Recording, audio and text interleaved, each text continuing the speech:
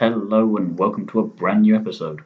This week's guest comes from the fantastic world that is W Series. I'm talking about Cleo Collins. She's a race mechanic and an all-round petrol head. We caught up recently to chat about the life of a race mechanic, W Series, globe trotting, and much, much more. I hope you enjoy our conversation.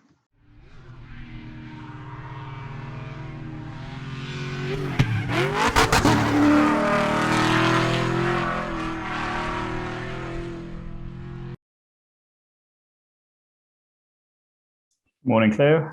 First of all, thanks for being here. How are you today? Hello, thank you for having me, and I'm very well, thank you. So I wanted to start off, basic question. What made you want to pursue becoming a mechanic in the first place? Yeah, so my kind of background into it was sort of obviously my dad's kind of influenced the car side of things, but then when I was about 20, I kind of got my first track car. So from there onwards, really enjoyed it. I had a couple of friends that actually work in motorsport as well as race mechanics. I used to love what they were doing. We'd always go on track days and they'd tell me about what it is that they do, and do a lot of traveling the world. So one of the guys worked for Multimatic. He now works for Haas F1, and another guy worked for Fortec at the time and now works for High Tech GP, one of the FIA Formula 2 cars. So yeah, I just really loved what they were doing. I found it really interesting. And I kind of thought, I'd love to kind of go from a career change from what I do now into race mechanic work. And I always thought it'd be quite helpful, seeing as I quite like track days. I've got my own track car. It'd be quite good to be able to fix my own car. So I guess that's kind of where it sort of brought me to where I am now, I guess. So then what was your first proper mechanic gig as such then? Yeah, so my first one would have been with Accelerate Motorsport. That was my first time, I believe it was at Donington Park. No, to live, was it Silverstone? No, Silverstone was my first one. Not a bad place for it. Yeah, so it was 2019. Kind of, that was a voluntary basis, that was. But yeah, it was my first sort of actual race weekend that I'd worked.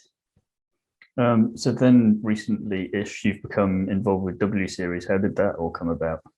Yeah, so I wanted to try and get into it in 2020, but the season got cancelled, so I couldn't really do much about that.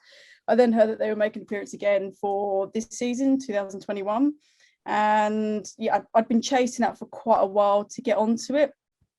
And it took me about 4 months to sort of finally get into it. I tried to find out sort of who was running the teams, and who had the cars, and then I finally sort of got a breakthrough and kind of got to the right contact, and just kind of put myself forward, and I got an email back to say sort of whether I'd like to sort of join them for the season, and here we are. Nice one. Persistence is key there. So definitely persistence is key. Yeah, if you haven't got the contact, persistence and patience, I think, definitely. Yeah, definitely. Hopefully we'll come through at the end. So you just had testing not too long ago. What was that all like there? Yeah, it was good. It was obviously a week-long testing at Anglesey. It was a case of like a new team, obviously making sure the cars were all sort of running as they should be. Obviously, the drivers have been out for sort of almost 2 years. So I think it was just a really good sort of regroup for everyone, just to make sure everything's running okay. Obviously, a few things have changed, so making sure that's all running smoothly. But yeah, it was a really good week in the end altogether. You had quite a bit of different weather to keep you on toes a bit as well. Yeah, we did. Yeah, so we had absolute scorching weather, sort of Monday, Tuesday, Wednesday, and then Thursday. This is all right. I can live with this, and then it was lovely. Yeah, and then Thursday and Friday just made a real turn for the worse. Unfortunately, they didn't get to drive on the Thursday. I think 5 or 6 cars went out. They went out of sessions, and sort of by the second lot of drivers that were going to go out, they just cancelled it. They called it off. Scuba gear. Yeah, I think it wasn't so much necessarily sort of the rain. It was more the fact that it was the wind and the rain together. It was just a combination of the two. Kind of one or the other could deal with, but just the two together, it was just a bit too much. And it's a test week, and last thing we want to do is sort of damage cars if it's for unnecessary reasons. So I think they made the right decision. I think sort of to call. Hopefully, the worst kind of weather you get for the whole year. Be nice. Yeah, hopefully, yeah. But to be fair, a few of the drivers were like, "No, I'd love to go. I'll go out on this. I've probably driven up worse weather in the M1, so on the motorway." They're a sucker for punishment, I think, in some ways. Yeah. So some of them were keen to still carry on, but they made a decision to call it off, which is fair enough. So I wouldn't be doing my job properly if I didn't at least try this one. So, is there anything you can tell us ahead of the new season that we might not know about yet?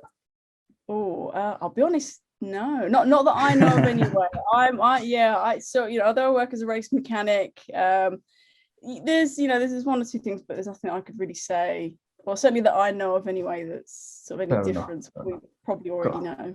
Gotta try. You never know. You gotta try. Yeah. That's it. Are there any other motorsport series then that you'd love to work on in the future? Yeah, absolutely. So I'd love to get into World Endurance Championship. Love to work on some of those cars. I'd love to do the WEC. Sorry, not WEC. The World Rally cars as well. We'd really like to do that. And of course, F1 is kind of where I'm trying to aim for. You wouldn't mind having that on the list. Yeah. But I've got a long way to go. But it's good to have. It's always good to constantly keep challenging yourself. So that's something. It's good as well. The W Series is on the same race weekend as F1 this year, so it's as good as it is for the drivers. It's good for all the people like you who are also there helping with the cars and everything, getting them sorted. You're so much closer just by being there this year. Yeah, absolutely. Yeah, so it's going to be a total change of scenery for me. Obviously, everything I've worked in has been sort of UK based, so it'd be good to see what it's like internationally and sort of how the pinnacle of motorsport works. And then the rallying as well, if you could get into that. It's again maybe test you in a lot of different ways, I think. They tend to do a lot of different kind of damage to those. They do, yeah, it would definitely be full on. But I like, without excuse the pun, but I like sort of the fast-paced environment. Like I really enjoy being I work better under pressure.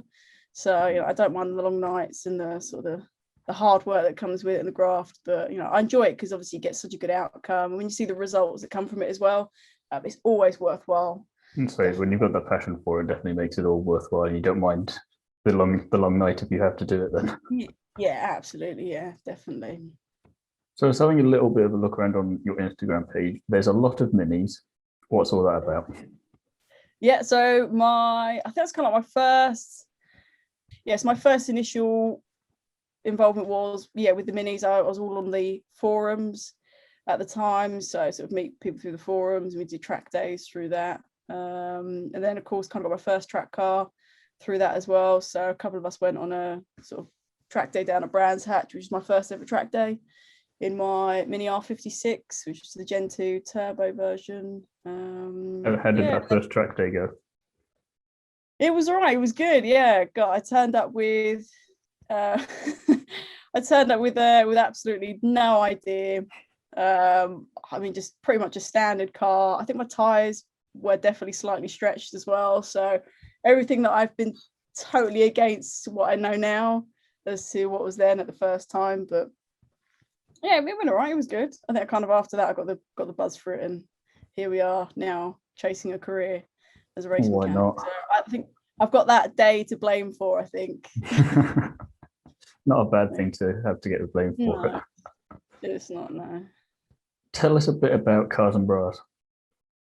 Oh, a YouTube channel, yes. So with the YouTube channel, it was something, yes, obviously it's my own YouTube channel that I do. I actually initially started it because I wanted to learn more about cars. I wanted to learn more about the sort of the automotive and the motorsport industry. And I wanted to use that as a platform to kind of work off of, so I can approach, people, companies, things like that, to sort of say, look, I've got a channel, I'd love to come learn more about your cars. And the way I learn best about things is by going to do something and to talk about it and learn about it. That's kind of how I find it easier to learn, as opposed to sort of sitting and sort of reading things.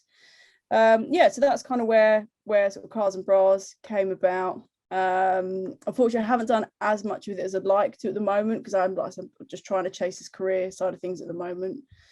Quite a few plates of juggling, so yeah, it is. Yeah, so I've got like study, a full-time job, and sort of racing as well, sort of race weekends, shall I say, not racing itself. Not yet. There's a lot to juggle, but yeah, that's kind of where the YouTube thing came about. And I certainly haven't given it up. It's not something that I'm planning to give up. It's just something that I just haven't been able to prioritize just at the moment, because there's a few things that I've sort of been juggling and trying to prioritize. It's fair enough. It's again, you're doing quite a few things, and all of them seem like something you could easily spend 100% of your time on. Never mind trying to split it all between. Yeah, and to the people that do YouTube full time, I didn't realize how much goes into it. I think my first video it took me 8 hours to edit because I didn't know how to edit a video, and it is literally same for me. It's like, oh, this will be easy because I've got to do it. Oh, that's it, and it is like a full-time job.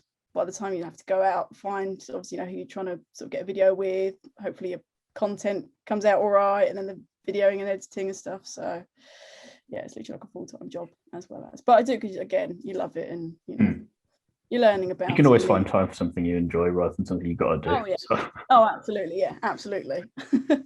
So switching tack slightly, you love traveling.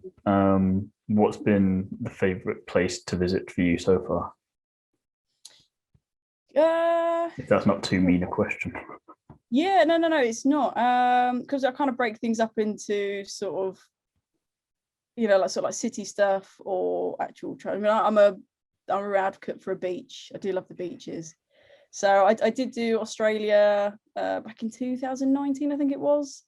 Ago now. Yeah, it does seem quite a while ago now. I really loved it there. Definitely enjoyed that. But then again, I also loved Singapore as a city. So I went from there. I think it was a £50 flight because I went to Bali and they wouldn't let me. Not too bad, leave. Yeah, well, they wouldn't let me leave Bali. So they wouldn't let me check in to fly to Bali because I hadn't booked a flight out. So I sort of was rushing around at 5 o'clock in the morning trying to book a last-minute flight. And Singapore came up. It's £50. I'm like, oh yeah, might as well go for it. Yeah, Singapore was lovely. I was there for 4 days in the end. Not bad really for a spur of the moment thing there. Yeah, I know. Yeah, it's sort of like a last minute sort of get me out so I could get where I needed to go on my travels. But yeah, I suppose if I've got to. Yeah, well, you've got to make the most whilst you're halfway across the world. It'd be sort of silly not to take the opportunity and go. And off the back of that, then reverse of that, where haven't you been yet that you'd love to go to the most? Probably, I'd like to go to New Zealand. I was gutted that I didn't get a chance to go so you there. got close, but not quite there. Yeah, like Australia. Yeah. So. Like then you're kind of like working on a budget, and I didn't want to kind of push the budget and then only get half of New Zealand in. I'd rather go back and do it properly. Otherwise, if not, I'd love to see. I'd love to go to Machu Picchu in Peru, which is one of the 7 wonders of the world. Yeah, so that wouldn't be too bad for a holiday either. I don't think. I wouldn't complain.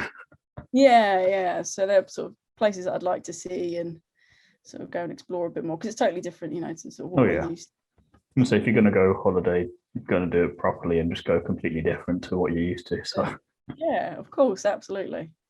A couple of random-ish kind of questions to finish off. Do you have a favorite breed of dog? A favorite breed of dog? Oh, that's a tough one. Because we've always had King Charles Spaniels. Here we go. Here's the tough questions now. I know, yeah, it's hard. I don't think I've got a favourite. We've always had King Charles Spaniels, always had them as a kid growing up. And we just recently got a St. Bernard. She's 7 months old. She's lovely. It's the first large breed of dog and kind of getting to know the breed, but she has been really lovely. So how big is a 7 month old? Because I imagine it's not exactly small, but not massive yet either.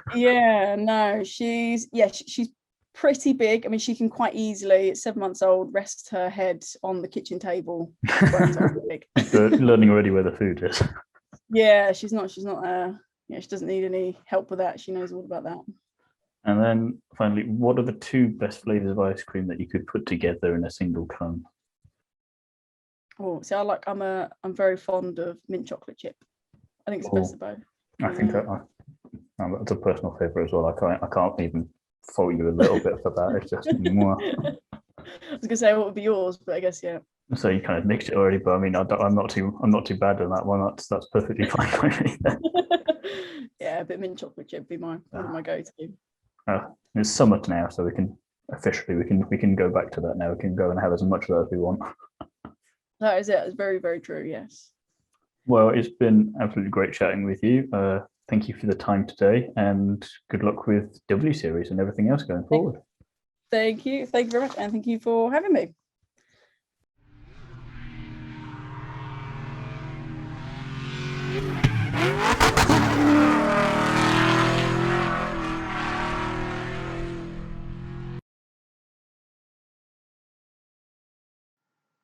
I had a lovely time chatting with Cleo. It's great to get another level of insight into the awesomeness that is W Series and the world of being a mechanic.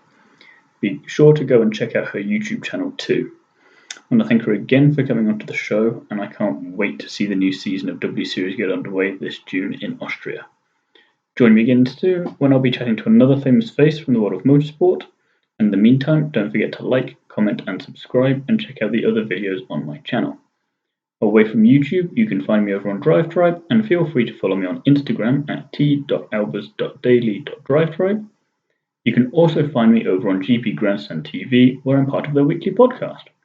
Thanks for listening, and I'll see you again soon.